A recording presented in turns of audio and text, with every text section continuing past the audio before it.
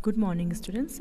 So, I hope that you do not have any query or any doubt regarding any topic or any point. ठीक है? If you do have, then just let me know. I will make it clear for you.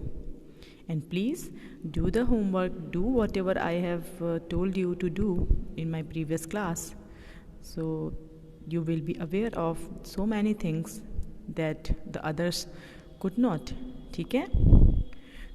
हमने अभी तक constituent assembly के और constitution के बहुत सारे फीचर्स के बारे में हमने पढ़ा.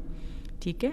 अब नेक्स्ट डिबेट या नेक्स्ट फीचर क्या है कॉन्स्टिट्यूशन का, वो हम यहाँ पे डिस्कस करेंगे. So let's move on to the topic. Another major debate in the constituent assembly concern language. और एक बहुत बड़ा विवाद कॉन्स्टिट्यूएंट असेंबली में और चल रहा था, जो था भाषा. Many members believed that the English language should leave India with the British rulers.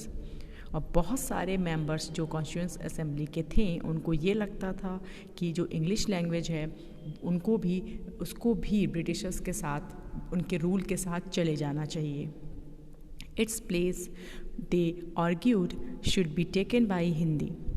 और उसकी जगह उनका मानना था कि कहीं पे भी हर जगह हिंदी को मान्यता मिलनी चाहिए. However, those who did not speak Hindi were of a different opinion. लेकिन वहीं पर जो बिल्कुल भी हिंदी नहीं बोलते थे, उनका अलग ही कुछ मानना था. उनका ओपिनियन जो थी वो बहुत ही अलग थी. Speaking in the assembly, T Krishnamachari conveyed a warning on behalf of people of the South, some of whom threatened to separate from India if Hindi was imposed on them. और तभी इस बात को सुनते हुए एक मेंबर जिनका नाम था टी कृष्णमाचारी, उन्होंने एक वार्निंग मैसेज दिया on the behalf of people of south, जो साउथ की पूरी लोगों को, साउथ का पूरा रीजन को कंसीडर करते हुए उन्होंने एक बात सामने रखी कि अगर हिंदी को मातृभाषा या हिंदी को बेसिक लैंग्वेज बना दी जाएगी तो भाषा के बेसिस पे भी लोग अलग होने की कोशिश करेंगे. A compromise was finally arrived at, namely that while Hindi would be the official language of India. और एक कॉम्प्रोमाइज़ के पॉइंट पर आकर के ये विवाद रुका, जो था कि हिंदी को ऑफिशियल लैंग्वेज भारत की बनाई जाएगी. English would be used in the courts, the services and the communications between one state and another. और इंग्लिश को बोला गया कि इंग्लिश कोर्ट्स में और कोई भी सर्विसेज हैं, ठीक है, लाइक कोई भी एम्प्लॉयमेंट है, गवर्नमेंट सर्विसेज हैं, प्राइवेट सर्विसेज हैं, उसमें कम्युनिकेशन के लिए एक स्टेट दूसरे स्टेट के साथ यूज़ करेगा. Many Indians contributed to the framing of the constitution. और बहुत सारे भारतीयों ने चूँकि कॉन्स्टिट्यूशन के फ्रेमिंग में कंट्रीब्यूट किया था, but perhaps the most important role was played by doctor B.R. Ambedkar, who was chairman of the drafting committee and under whose supervision the document was finalized. बहुत सारे इंडियंस इन्वॉल्व थे, जैसा मैंने आपको बताया पहले, बट सबसे बड़ा जो रोल प्ले करते हैं वो करते हैं डॉक्टर B.R. अम्बेडकर, जिनको मेकर ऑफ कॉन्स्टिट्यूशन बोला जाता है, बिकॉज ये जो ड्राफ्टिंग कमेटी है जिसने कॉन्स्टिट्यूशन का ड्राफ्ट बनाया था, एक ओवरव्यू बनाया था, उसके ये चेयरमैन थे. ठीक है. और जिसके बेसिस पे आज हमारा कॉन्स्टिट्यूशन बनाया गया है, उसके हेड B.R. अम्बेडकर थे. ठीक है. In his final speech to the constituent assembly, doctor Ambedkar pointed out that political democracy had to be accompanied by economic and social democracy. और अपने एक स्पीच में कॉन्स्टिट्यूएंट असेंबली में वो स्पीच वो दे रहे थे, उसमें उन्होंने एक बात को पॉइंट किया कि पॉलिटिकल डेमोक्रेसी के साथ साथ इंडिया में आपका सोशल एंड इकोनॉमिक डेमोक्रेसी भी होनी चाहिए.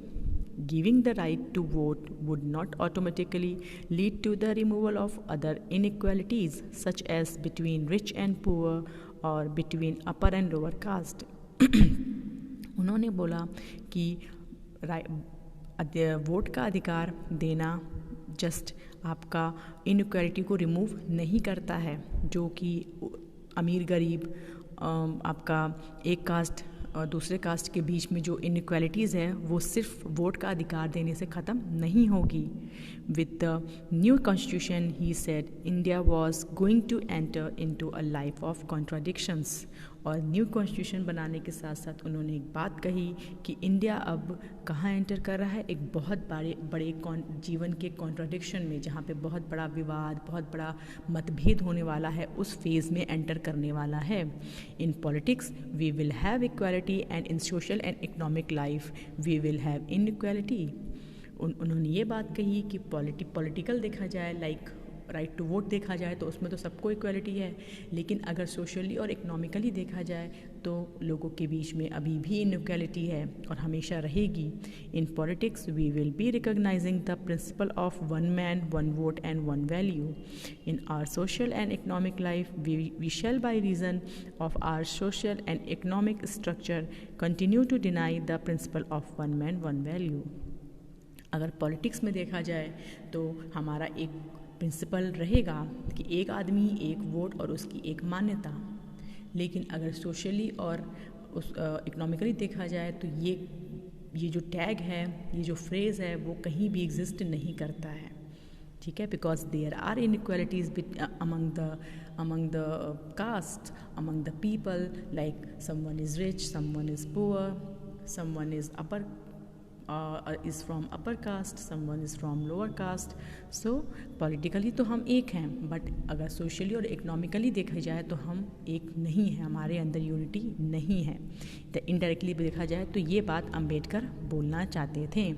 ठीक है, सो यहाँ पे एक सेंटेंस है, doctor B R Ambedkar who was chairman of, ये आपको अंडरलाइन करना है, मैं बता देती हूँ आपको, ये जो सेक्शन है ना, doctor B R Ambedkar who was chairman of the drafting committee under whose supervision the document was finalised. इसको अंडरलाइन कर लीजिए, पूछ सकता है आपसे, बहुत इंपॉर्टेंट है. ठीक है, क्योंकि ड्राफ्टिंग कमेटी ऐसी कमेटी है जिसने कॉन्स्टिट्यूशन की नींव रखी, जिसने कॉन्स्टिट्यूशन का बेस तैयार किया, उस पर आज कॉन्स्टिट्यूशन पूरा बना हुआ है. ठीक है, so that this was that. I hope it is clear to all of you that what it was trying to say. So come to the next one. अभी तो विवाद, कौन सा विवाद था? लैंग्वेज का विवाद था कि भाषा कौन सी होनी चाहिए, अगर ये भाषा हुई तो क्या प्रॉब्लम आएगी, वो सब चीज़ें इसमें बताई गई हैं. अब देखते हैं कि जो नए नए राज्य बने इंडिपेंडेंस के बाद भारत में, वो कैसे बने. ठीक है, back in the 1920s the Indian national Congress, the main party of the freedom struggle, had promised that once the country won independence, each major linguistic group would have its own province. अगर 1920 की बात की जाए, 1920 की बात की जाए, तो Indian national Congress the main party of the freedom struggle, जिसने फ्रीडम स्ट्रगल में बहुत बड़ा रोल और मेन रोल प्ले किया, उसने ये प्रॉमिस किया था that once the country won independence, जैसे ही भारत आज़ाद होगा, each major linguistic group would have its own province. और जितनी भी बड़ी तादाद में, मेजॉरिटी में जो लिंग्विस्टिक ग्रुप हैं, चाहे वो हिंदी बोलने वाले हों, चाहे वो तमिल बोलने वाले हों, उनका अपना खुद का प्रोविंस होगा. ये INC पहले ही बोल चुकी थी अपने स्ट्रगल के टाइम पे. हाउएवर आफ्टर इंडिपेंडेंस, और यही इंडियन नेशनल कांग्रेस के यही शब्द आज जो 29 स्टेट्स बने हैं on the basis of the languages, ये उनकी ही देन है, उनकी बोले गए इस वर्ड की ही देन है कि आज हर एक स्टेट, आप देखो तो साउथ के डिफरेंट स्टेट्स हैं on the basis of languages आए हैं. ठीक है, however after independence the Congress did not take any steps to honour this promise. लेकिन देखा जाए तो इंडिपेंडेंस के बाद कांग्रेस ने ऐसा कोई भी कदम नहीं उठाया जो उन्होंने लोगों से बातें कही थी. For India had been divided on the basis of religion despite the wishes and efforts of Mahatma Gandhi. Freedom had come not to one nation but to two. लेकिन बहुत बड़ा स्ट्रगल किया गया, महात्मा गांधी के द्वारा बहुत बड़ा स्ट्रगल किया गया, लेकिन उसके बावजूद भारत आज़ाद तो हुआ, लेकिन एक देश के साथ नहीं, 2 देश में बढ़ने के बाद. As a result of the partition of India, more than 1 million people had been killed in riots between Hindus and Muslims. और पार्टीशन का ये अंजाम हुआ कि बहुत ज़्यादा लोगों की मृत्यु हो गई प्रोटेस्ट के दौरान. बिकॉज जब पार्टीशन हो रहा था तो बहुत सारे लोग इंडिया और पाकिस्तान में जाने के लिए प्रोटेस्ट कर रहे थे. डिफरेंट जगहों पे कहीं कहीं अलग भारत को अलग पार्टीशन के लिए विवाद हो रहा था, लड़ाइयाँ हो रही थी, कहीं पे आपको भारत को एक रखने के लिए हो रही थी लड़ाइयाँ, तो उसमें कितने सारे लोगों की जान चली गई। Could the country afford further divisions on the basis of language? क्या हमारा भारत एक और डिवीज़न अफोर्ड करता है जो कि भाषा के आधार पे होगा? Both prime minister Nehru and deputy prime minister Vallabh Bhai Patel were against the creation of linguistic states. Underline कर लीजिए कि प्राइम मिनिस्टर कौन थे और डिप्टी प्राइम मिनिस्टर कौन थे उस टाइम पे, ठीक है। और ये दोनों भाषा के बेसिस पे भारत को डिवाइड करने के पक्ष में नहीं थे। After the partition Nehru said disruptionist tendencies had come to the fore. To check them, the nation had to be strong and united, or as Patel put it. Patel ने भी कुछ बात कही। नेहरू ने पहले क्या बोला? नेहरू ने बोला कि जो भी डिस्ट्रप्शन करने वाले जो पावर्स हैं, ठीक है ना, वो सामने आ गए हैं। अब उनको रोकने के लिए एक स्ट्रॉन्ग नेशन और एक यूनाइटेड नेशन की ज़रूरत है। और एज पटेल पुट इट, और जैसा पटेल ने बोला, the first and the last need of India at the present moment is that it should be made a nation. The first and the last need of India at the present moment is that it should be made a nation. और पटेल ने बोला कि पहली और आखिरी ज़रूरत जो भारत की है अभी के टाइम पे वो है एक देश बनाना। Everything which helps the growth of nationalism has to go forward and everything which throws obstacles in its way has to be rejected. और जो भी चीज़ें जो भारत के नेशनलिज्म को इस्टेब्लिश करती हैं, भारत को एकता की तरफ लेके जाती हैं, उसको आपको पुश करना है। और जो भी इसके रास्ते में आती हैं, एज अ हर्डल आती हैं, एज अ रुकावट आती हैं, उनको रिजेक्ट करना है, हटाना है।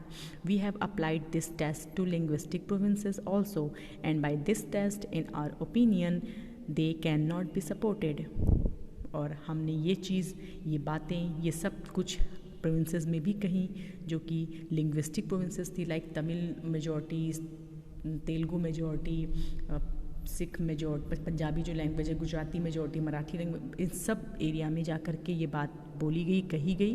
बट उन्होंने ये बात समझ ली थी पटेल ने कि वो सपोर्ट नहीं कर सकते हैं।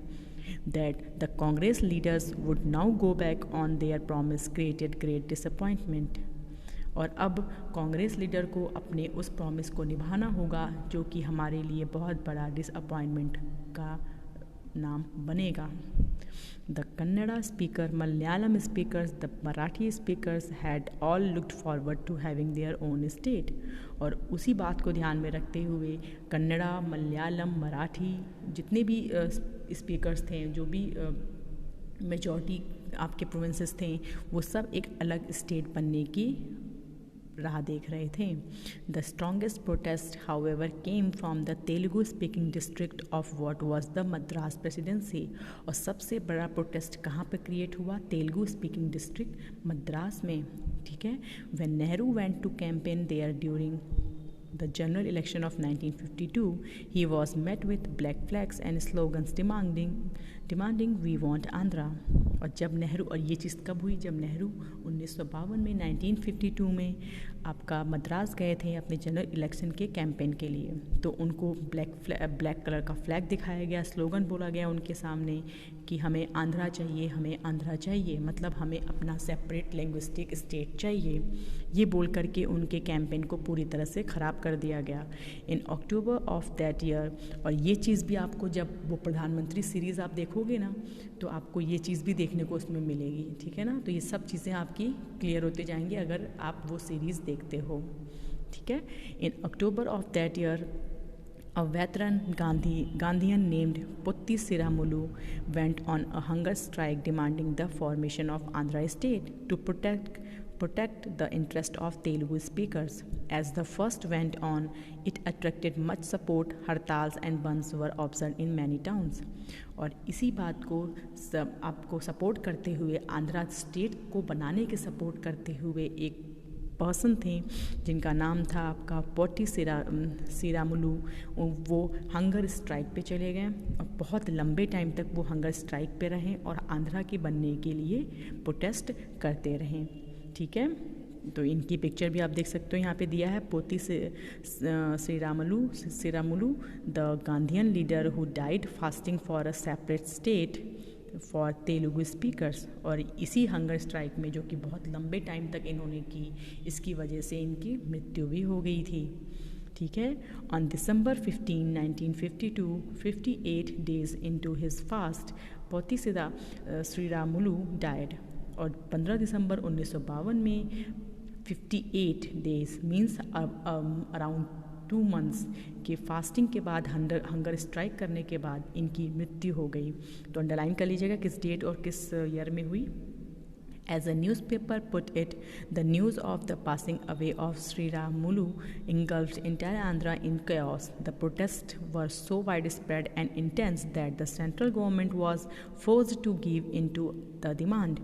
और इनकी मृत्यु से इतना हड़कंप मच गया तमिल मेजॉरिटी स्टेट्स में, आंध्रा में, कि लोग हर तरफ प्रोटेस्ट करने लगे। बहुत ज़्यादा ऊंचे लेवल पे ये प्रोटेस्ट चला गया था। और अंततः क्या हुआ, सेंट्रल गवर्नमेंट को उनकी डिमांड को मानना पड़ा। Thus, on October 1st, 1953, the new state of Andhra came into being, which subsequently became Andhra Pradesh. और 1 अक्टूबर 1953 को पहला separate state on the basis of language create हुआ, that is Andhra Pradesh. Very very very important, इसको underline कर लीजिए कि 1 अक्टूबर 1953 में पहला separate state on the basis of language create किया गया, दैट इज़ आंध्र प्रदेश। और ये तेलुगु स्पीकिंग प्रदेश था। ठीक है। सो वेरी इंपॉर्टेंट, अंडरलाइन कर लीजिए इसे। ठीक है। So what is the next one, that is after the creation of Andhra, other linguistic communities also demanded their own separate states. और जैसे ही आंध्र प्रदेश का निर्माण हुआ, उसके बाद अदर लिंग्विस्टिक कम्युनिटीज़ भी अपने लैंग्वेज के बेसिस पे अलग स्टेट की डिमांड करने लगी। A state reorganisation commission was set up which submitted its report in 1956 recommending the redrawing of district and provincial boundaries to form compact province of Assamese, Bengali, Oriya, Tamil, Malayalam, Kannada and Telugu speakers respectively. और 1956 में जो state reorganisation committee बनाई गई, ठीक है, आंध्र प्रदेश बनने के बाद, और जब हर जगह प्रोटेस्ट हो रहे थे अलग अलग स्टेट बनाने के लिए लैंग्वेज बेसिस पे, तो एक कमेटी बनाई गई जिसको बोला गया स्टेट रीऑर्गेनाइजेशन कमेटी। और उसने अपनी रिपोर्ट 1956 में सबमिट की, और जिसमें उन्होंने बोला कि स्टेट और जो भी ज़िले हैं, डिस्ट्रिक्ट हैं, उनकी बाउंड्रीज़ को फिर से ड्रॉ किया जाए, रीड्रॉ किया जाए, और स्टेट्स को देखा जाए कि मतलब आपके और कौन कौन से स्टेट को उन्होंने इसमें कंसिडर किया। ठीक है। इसमें बोला गया असम, बंगाली, उड़िया, तमिल, मलयालम, कन्नड़ा एंड तेलुगु स्पीकर्स जो स्टेट्स हैं उनको कॉम्पैक्ट करके एक स्टेट बनाया जाए, फिर से बाउंड्री ड्रॉ की जाए और इन सब स्टेट्स के लिए अलग से डिवीज़न और बाउंड्री डिवाइड की जाए। ठीक है। ये बोला गया, पे लिखा हुआ है ना, the redrawing of district and provincial boundaries to form compact provinces. उन्होंने ये रिपोर्ट रखी कि इन सब स्टेट को कंबाइन करके एक बड़ा स्टेट बनाया जाए, फिर से उनकी बाउंड्री को रीड्रॉ किया जाए और सबको मिला करके एक कॉम्पैक्ट स्टेट बनाया जाए। The large Hindi speaking region of north India was also to be broken up into several states. और उन्होंने बोला कि बहुत बड़ा जो हिंदी बोलने वाला जो रीजन था नॉर्थ इंडिया का, उसको भी ब्रेक किया जाए और उसमें से कई सारे स्टेट्स नहीं, तो ये उन्होंने नहीं बोला। The large Hindi speaking region of north India was also to be broken and up into several states. और जो हिंदी स्पीकिंग जो रीजन्स हैं वो भी आपके बहुत सारे स्टेट्स में डिवाइड होंगे। A little later in 1960, the bilingual state of Bombay was divided into separate states for Marathi and Gujarati speakers. और उसके बाद जब आंध्रा बन गया और जब हर जगह प्रोटेस्ट चल रहे थे डिफरेंट स्टेट्स बनने के लैंग्वेज के बेसिस पे, तो उसके बाद आपकी 1960 में एक और स्टेट डिवाइड हुआ, दैट इज़ मुंबई। वो आपका जहाँ पे मराठी स्पीकिंग थे उनको आपके बॉम्बे में चला गया, और जो गुजराती स्पीकिंग जो थे उनके लिए अलग स्टेट गुजरात का निर्माण किया गया। इन 1966 the state of Punjab was also divided into Punjab and Haryana. और 1966 में पंजाब स्टेट भी डिवाइड हो गया हरियाणा और पंजाब में. The former for the Punjabi speakers who were also mostly Sikhs, the latter for the rest who spoke not Punjabi but versions of Haryanvi और हिंदी. और इसमें जो पंजाब था वहाँ पे पंजाबी बोलने वाले लोग थे, और जो हरियाणा था वहाँ पे हिंदी और हरियाणवी दोनों लैंग्वेज के लोग रहते थे. ठीक है, तो ऐसा देखा गया कि आपका लैंग्वेज के बेसिस पे भी धीरे धीरे स्टेट्स डिवाइड होने लगे. पहले आंध्र प्रदेश बना, फिर बहुत प्रोटेस्ट हुआ, फिर कमेटी आई आपकी स्टेट रीऑर्गेनाइजेशन कमेटी, उसने अपनी रिपोर्ट रखी, रिकमेंडेशन दिया कि स्टेट की बाउंड्री को फिर से ड्रॉ की जाए. और कौन कौन से स्टेट हैं, ये स्टेट यहाँ पे मेंशन है, असामीज, बंगाली, उड़िया, ये जो स्पीकिंग जो स्टेट्स हैं इनको कंबाइन करके एक बड़ा स्टेट बनाया जाए, जो कि बिल्कुल भी सफल नहीं हुआ. ठीक है, उसके बाद धीरे धीरे देखा जाए तो आपका नॉर्थ इंडिया में भी स्टेट डिवाइड होने लगे, जैसे पंजाब डिवाइड हो गया हरियाणा और पंजाब में. फिर वेस्ट इंडिया आपका डिवाइड होने लगा, मतलब इंडिया का जो वेस्ट पोर्शन था वो मुंबई और गुजरात में डिवाइड हो गया. ठीक है, तो ऐसे करते करते बहुत सारे स्टेट आपके लैंग्वेज बेसिस पे डिवाइड होने लगे, और टोटल 28 और 27 स्टेट उस टाइम पे थे. ठीक है, वो बन चुके थे. ठीक है, तो so this was all about the language basis. So यहाँ ये जो मैप है ये मैं यहाँ से आपको नेक्स्ट क्लास में प्रोसीड करूँगी कि what this map is saying about language और लिंग्विस्टिक स्टेट, देन हम आगे प्रोसीड करेंगे. सो आई होप कि ये जो भी चीज़ें मैंने आपको समझाई हैं सब कुछ क्लियर है, and please do read it once more, and if you have any doubt then just let me know. Okay, till then have a good care of yourself. Have a good day all of you.